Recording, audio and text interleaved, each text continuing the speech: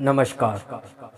महाकवि भूषण, जी हाँ, सर्वप्रथम राष्ट्र कवि भूषण, इनका जीवन परिचय।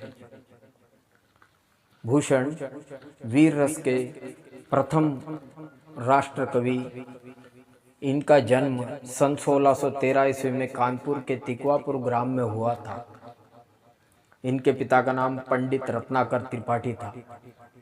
हिंदी के रस सिद्ध कवि चिंतामणि मतीराम इनके भाई थे।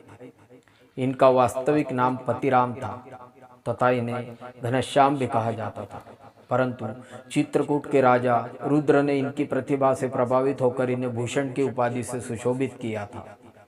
तब से भूषण नाम से प्रसिद्ध हुए। बाद में शिवाजी के दरबार में चले गए और जीवन के अंतिम दिनों तक वहीं रहे। इनके दूसरे आश्रयदाता महाराज छत्रसाल थे। इन्होंने अपने काव्य में इन्हीं दोनों की वीरता और पराक्रम का गुणगान किया है। कहते हैं कि भूषण से प्रभावित होकर ही महाराज छत्रसाल ने एक बार उनकी पालकी में कंधा लगाया था। शिवाजी राजा ने इन्हें बहुत सा धन और मान सम्मान देकर समय समय पर पुरुषार्थ किया था। छत्रसाल राजा शिवाजी राजा के इन्हीं गुणों से प्रभावित होकर भूषण ने कहा था कि शिवा को सराहूं कि सराहूं छत्रसाल को। निरंतर वीर रस से पूर्ण रचनाएं करते हुए कविवर भूषण का देहावसान लगभग सन 1715 ईस्वी में हुआ था। रीतिकालीन युग की श्रृंगारिक प्रवृत्ति का तिरस्कार कर वीर रस के काव्य का सृजन करने वाले प्रथम राष्ट्र कवि।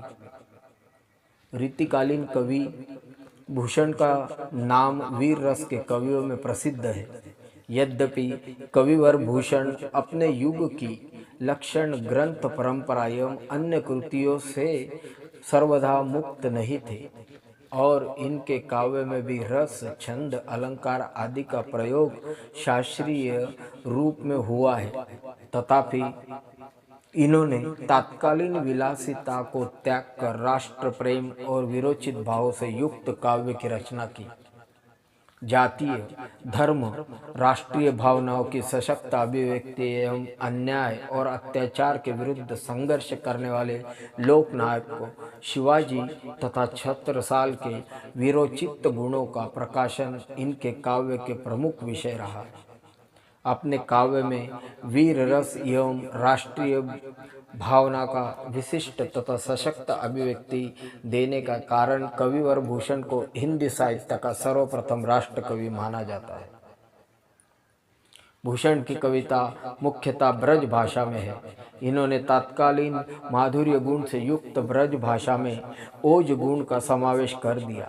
इन्होंने अपने काव्य में मुख्यतः विरोचित एवं चित्रात्मक शैली का प्रयोग किया है। इन मुक्तक शैली में लिखी गई रचनाएं दृश्य चित्रण से भी श्रेष्ठ है। रीतिकालीन कवियों में भूषण विशिष्ट स्थान के अधिकारी है।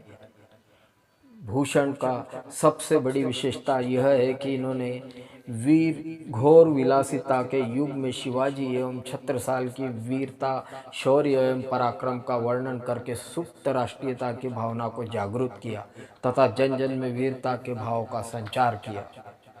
इनकी प्रमुख 3 रचनाएं शिवराज भूषण, शिवा बावनी, छत्रसाल दशक तथा भूषण हजारा और भूषण उल्लास है। शिवाजी के शौर्य तथा शत्रु पक्ष की भयभीतता इसमें चित्रित की गई है। औरंगजेब तथा पंचहजारी राजाओं के भय को इसमें दर्शाया गया है। युद्धों का सजीव चित्रण, वीर रस, ओजपूर्ण शैली, वीर भयानक, विभत्स, रौद्र, श्रृंगार, पुनरावृत्ति, दोहा, कवित्व, सवैया, छपैया, इन छंदों का प्रयोग इसमें मिलता है। वीरता और देश प्रेम के वर्णन से कविता को गौरव प्रदान किया है। इस तरह कवि भूषण का जीवन परिचय हमने देखा। वीर रस के अग्रिम सर्वप्रथम राष्ट्र कवि भूषण रत्नाकर त्रिपाठी।